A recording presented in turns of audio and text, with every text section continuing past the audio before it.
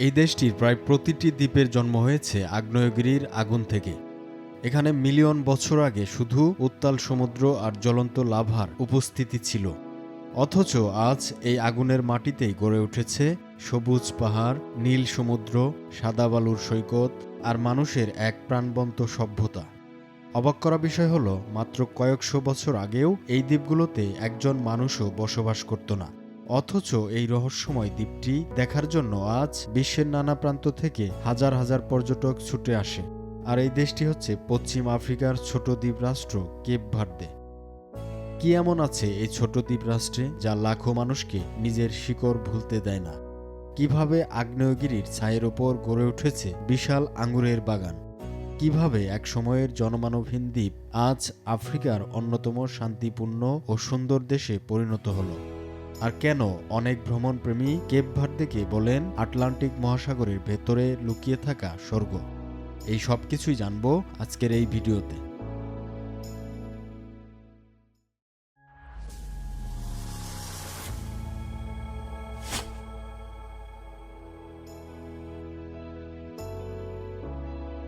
Cape Verde Atlantic মহাসাগরের বিশাল নীল জলরাশির মাঝখানে আগ্নেয়গিরি থেকে সৃষ্টি হয়েছে। 10টি দ্বীপ নিয়ে গঠিত দেশটির চারপাশে রয়েছে অসীম সমুদ্র, পাহাড়ি ভূদৃশ্য, সোনালী সৈকত আর আফ্রিকান ও ইউরোপীয় সংস্কৃতির এক অনন্য মেলবন্ধন। এ যেন প্রকৃতির বুকে লুকিয়ে থাকা এক বিস্ময়। এই দেশটির সরকারি নাম কাবো ভার্দে প্রজাতন্ত্র। পশ্চিম আফ্রিকার উপকূল থেকে প্রায় 600 থেকে 850 কিলোমিটার দূরে মধ্য আটলান্টিক মহাসাগরে অবস্থিত এই ছোট দ্বীপ রাষ্ট্রটির আয়তন মাত্র 4033 বর্গ কিলোমিটার, যা ইতিহাস, সংস্কৃতি ও প্রাকৃতিক সৌন্দর্যের দিক থেকে বিশ্বের অন্যতম আকর্ষণীয় দেশগুলোর একটি। পঞ্চদশ শতকের আগে এই দ্বীপগুলো সম্পূর্ণ জনবসতিহীন ছিল। 1456 সালের দিকে পর্তুগিজ নাবিকেরা প্রথম এই দ্বীপপুঞ্জে পৌঁছান এবং ধীরে ধীরে এখানে বসতি স্থাপন শুরু করেন। আফ্রিকা, ইউরোপ এবং আমেরিকার মাঝামাঝি অবস্থানের কারণে খুব দ্রুতই কেপ ভার্দে পরিণত হয় আন্তঃ-আটলান্টিক দাস বাণিজ্যের একটি গুরুত্বপূর্ণ কেন্দ্রে। আফ্রিকা থেকে আনা দাস, হাতির দাঁত এবং সোনার বিনিময়ে ইউরোপীয় পণ্য আদান প্রদান হতো এই দ্বীপে।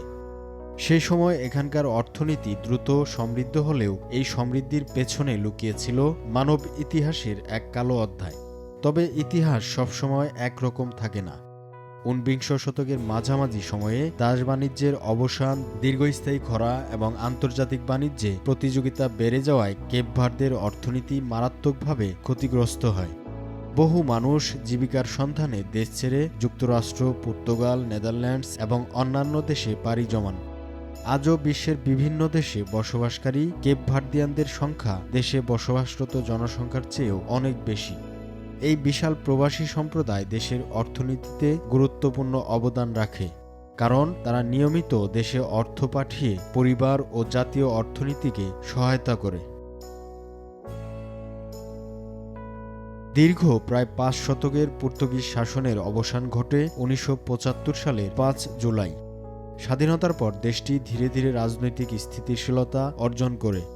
1990-এর দশক থেকে কেপ ভার্দে বহুদলীয় গণতন্ত্র প্রতিষ্ঠা করে এবং আজ এটি আফ্রিকার অন্যতম স্থিতিশীল ও গণতান্ত্রিক রাষ্ট্র হিসেবে পরিচিত।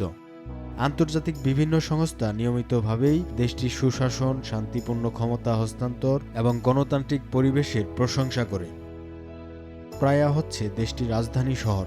দেশের সকল প্রশাসনিক কার্যক্রম এখান থেকেই পরিচালিত হয়।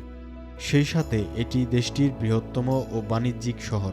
দেশটির প্রধান সমুদ্র বন্দর এখানেই অবস্থিত। জনসংখ্যার দিক থেকে কেপ ভার্দে আফ্রিকার সবচেয়ে ছোট দেশগুলোর একটি। বর্তমানে এখানে প্রায় 5.5 লাখ মানুষের বসবাস। সরকারি ভাষা পর্তুগিজ হলেও অধিকাংশ মানুষ দৈনন্দিন জীবনে কেপ ভার্দিয়ান ক্রেওল ভাষায় কথা বলেন। এখানকার সংস্কৃতিতে আফ্রিকান ঐতিহ্য এবং পর্তুগিজ প্রভাবের এক অসাধারণ সমন্বয় দেখা যায়। সঙ্গীত, নৃত্য এবং সাহিত্য কেপ ভার্দিয়ান পরিচয়ের গুরুত্বপূর্ণ অংশ। বিশেষ করে মর্না নামের সুরেলা সঙ্গীতধারা বিশ্বজুড়ে জনপ্রিয়, যা ইউনেস্কোর অমৃত সাংস্কৃতিক ঐতিহ্যের স্বীকৃতিও পেয়েছে।